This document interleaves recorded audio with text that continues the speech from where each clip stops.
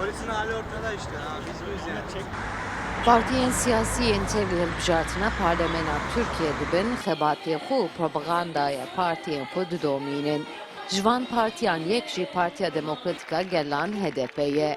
Di hilbijartina yekê mijdarê de ji bo ku piştgiriya Partiya Demokratîk a Gelan bikin, hinek şandeyên çar parçeyê Kurdistanê jî hatin Amedê.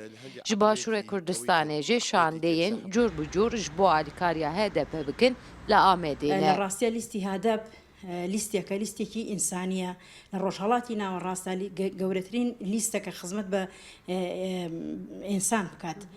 ئێمەش لێرەوە ئاڵێن ئەو لیستە پێویستە لە ئەمڕۆدا بۆ گەلی کورد کە داوا لە هەموو خەڵکی تورکیا ئەکەین لە ژن و لە پیا و دەنگ بدەن بە لیستی هادەب.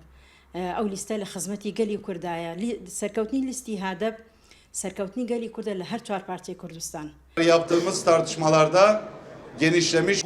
Li gor şandeyan ji bo hebûn û nasnameya Kurdên li cîhanê werin naskirin, divê Kurdên Bakur di hilbijartinê de dengê xwe bidin HDP. Lewra lîsteya HDP bi deng û bi reng dibînin û ji bo ya jî tevlî xebatên Partiya Demokratîk a Gelan dibin. بۆ پشتیوانی پارچەی یەکێتی کوردستان هاتوین بە ئەرکێکی نیشتیمانی خۆمان زانی وەکو ڕێکخراوی کۆبان ئێمە هەشت کەس هاتوین لە ڕۆژی 21 شیمانەوە دەستمان پێکردووە بە هەڵمەتی هەڵبژاردننی دەرگا بە دەرگا لە هەموو ئەو کەمپینانەی کە هەدەپە ڕێکی خست هەمووی بەشداریمان کردووە پێمان وایە ئەم جارە سەرکەوتنی هەدەپە سەرکەوتنیەکە بۆ هەر چوار پارچەی کوردستان سەرکەوتنیەکە بۆ ڕۆژهەڵاتی ناوڕاست چونکە ڕۆژهەڵاتی ناوڕاست نەجاتی ئەبێت لە هەندێک عقلێتی ئەوەی کە عقلێتی کە ئێستا حکوومەتی تورکی کە کاری پێ دەکات. Şandeya ku ji başûrê Kurdistanê hatine Amedê ji 20 kesan tê holê.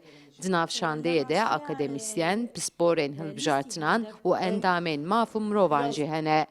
Endamê şandeyê heta dawiya roja hilbijartinê wê li Amedê tevlî xebatên HDP bibin. Sevda Kaplan, NRT, Amed.